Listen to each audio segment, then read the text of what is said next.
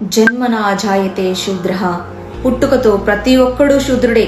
వాడు చేసే పనులను బట్టి వాడు బ్రాహ్మణుడా క్షత్రియుడా నిర్ణయింపబడుతుంది. సనాతన ధర్మంలో ఉన్నది 4 వర్ణాలు. 5వ వర్ణాన్ని తీసుకొచ్చింది ధర్మద్వేషులు. మనుధర్మ శాస్త్రంలో ఉన్నది 1100 శ్లోకాలు. కానీ ఇప్పుడు 2600 శ్లోకాలు వచ్చాయి.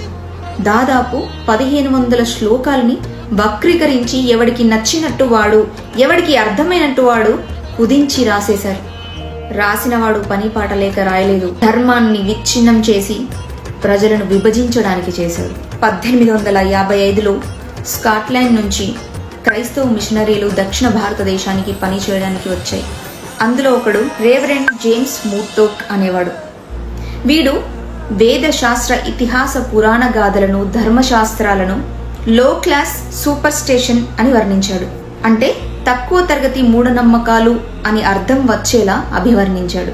మత మార్పిడికి ధర్మశాస్త్ర గ్రంథాలు అడ్డొస్తున్నాయని పాఠశాలల్లో పాఠ్య పుస్తకాలలో పెట్టి పిల్లలకు నేర్పించేవాడు. తరువాత దామోదర్ ధర్మానంద్ కోసాంబి అనేవాడు ఎలాంటి అవగాహన లేకున్నా గ్రంథాలను వక్రీకరించాడు. ఒక శ్లోకంలోని సగం పాదాన్ని తీసుకొని వాళ్ళకి నచ్చినట్టుగా వక్రీకరించేవారు. ఉదాహరణకి అధర్మోహి శూద్రస్య అంటే శూద్రుడు అధర్ముడు అని, నాస్తి తస్యావపి ధర్మతః అంటే అతనికి ధర్మం లేదు, ధర్మాన్ని ఆచరింప చేయకండి అని వక్రీకరించారు. నిజానికి ఆ శ్లోకం ఏంటో తెలుసా? ఏకమేవ ద్విజాతీనాం శ్రేయో ధర్మేణ సంయమః అధర్మోహి శూద్రస్య నాస్తి తస్వావపి ధర్మతః. మనుధర్మ శాస్త్రం 10వ అధ్యాయం 122వ శ్లోకం ఇది. దీని అర్థం ఏంటంటే శూద్రుల పట్ల అధర్మం చెయ్యకూడదు. ధర్మాచరణకు అధికారం ఇవ్వకపోవచ్చు, కానీ శూద్రుడు పాపాన్ని పట్టుకోకుండా అతనికి బ్రాహ్మణుడు సహకారం చెయ్యాలి అని దీని అర్థం. శూద్రుడికి పాపం లేదు అని చెప్పాడు మనువు.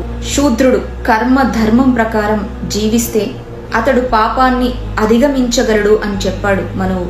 శూద్రుని యొక్క త్యాగం, ధర్మం, సేవ పరమేశ్వరుని చేరడానికి మార్గం అన్నాడు. ఉత్తమమైన ధర్మ మార్గాలు చెప్పాడు మనువు. బ్రాహ్మణుడికి శూద్రుడిలాగా ధర్మాలు లేవు, అతి కఠోరమైన మార్గాన్ని ఇచ్చాడు. బ్రాహ్మణుడు జీవితంలో ఏ ఒక్క చిన్న తప్పు చేసినా అతని పాపానికి ప్రాయశ్చిత్తం చేసుకోవాలి. బ్రాహ్మణుడికి ఎంతో కఠోరమైన జీవన విధానం ఉంటుంది.